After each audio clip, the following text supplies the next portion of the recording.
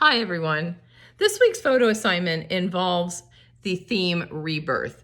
Rebirth can be as literal as things budding, blooming, poking through the ground outside, or as figuratively as reinventing an old hobby or passion or interest that you might have had that now that we're under quarantine might be pulled out again for use. For example, maybe you've taken up playing the piano again or an instrument, or reading some books that you enjoyed but had been put on the shelf for the last several years. Photographs of still lifes of these objects could be pretty interesting. It could also be repurposing objects you have around the house and making use of them. Maybe you have an old pot that you made in a class way back or bought on a trip somewhere, and you've repurposed it to hold something else besides a plant. Or maybe it was never made for a plant, but now it is, and that could be a photo too. Anyway, we're going to step outside and look at some ideas that might work in the literal translation of the idea for photographing rebirth. When you're outside, you can look around and find rebirth almost anywhere this time of year. Of course, there are always the ubiquitous buds on flowers, so I can take a look at some of these here in a minute and show you what I'm talking about, as well as a dogwood tree that I'm going to be showing you that has both literal and figurative meaning behind the word rebirth. For example, these are some plants that my daughter had given me in a planter years ago as a Mother's Day gift, and we had put the plant outside and they started creeping in to the outside area from the plant, and I guess they became almost maybe an invasive species, I don't know, but they have these pretty purple flowers. So I might be showing the idea of, after a winter of being dormant, that they're growing by changing the angle of the photo to show that they're taller than the surrounding area and to show the idea that the flowers are blooming. Here's another example that has a few buds on them. So you can play around with ideas that involve distance and perspective. Over here on this holly bush, there was a bee here just a minute ago, but of course now it decided to leave. Maybe it'll come back. We can see the emergence of where the berries will be in the fall, these tiny little flowers, little buds that they were, that attract different kinds of insects at the moment. I'm not seeing them, but you can get the idea about maybe getting in close just to show the idea of some, and now things are starting to blossom with the spring.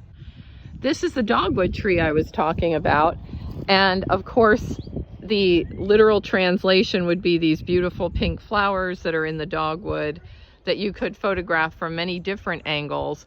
But why this dogwood tree is special to me is because it was caught in that derecho storm a few years back, and it tried to survive, and I think it's coming along. Some years I'm worried about it, but there's always new branches, and these new branches have teeny tiny flowers that are coming through.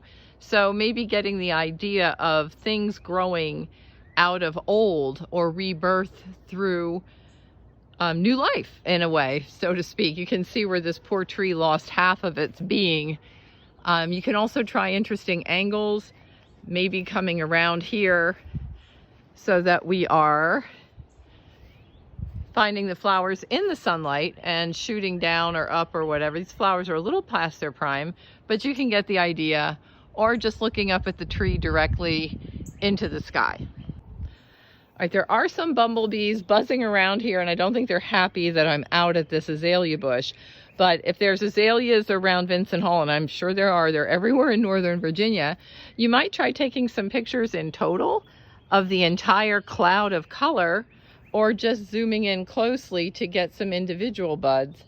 Looking down or looking up will give you different angles, and you can see how that'll make a whole different picture and give you a different sense of what's there.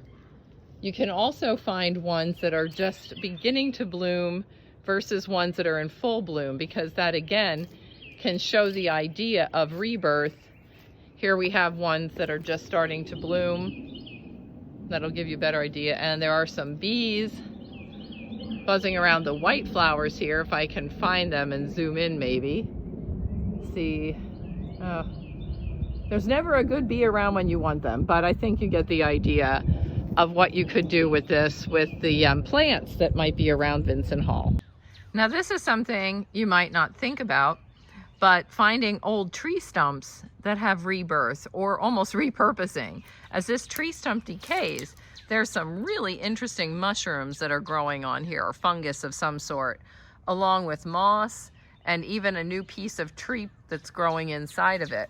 If you get really close to some of these really interesting mushroomy fungal growths, you can get some cool, almost extraterrestrial type looking images that might be fun to play around with in Photoshop. So don't be afraid to look for things that you might bypass as old and decayed. They have some interesting new purposes as well.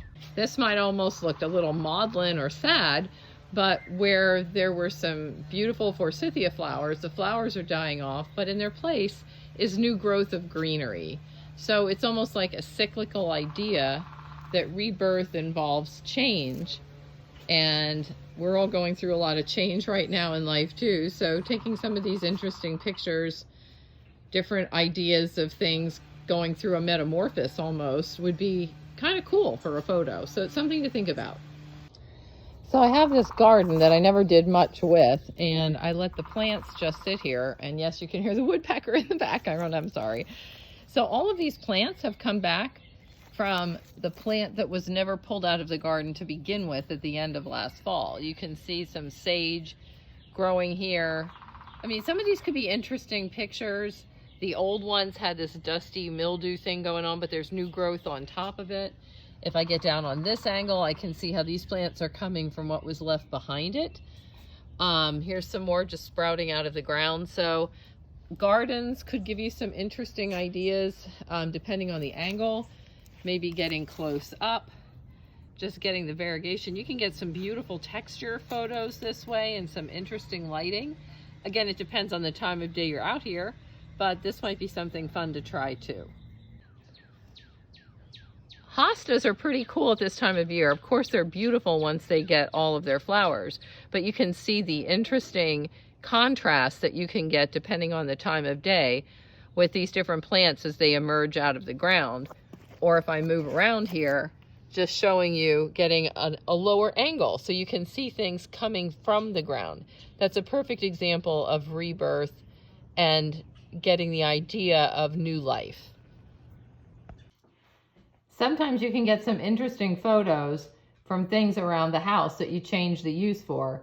This was a sculpture my daughter made, my middle daughter, when she was in art class in 7th grade. It's a clay sculpture that's been sitting on a shelf.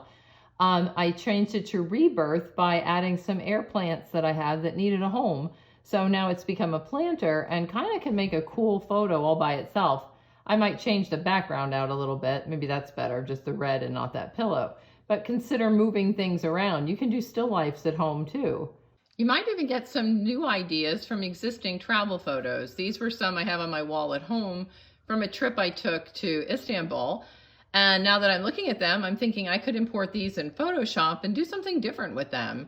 Then there's some that I took in Santorini. Again, there is a combination of Istanbul and Santorini on this wall.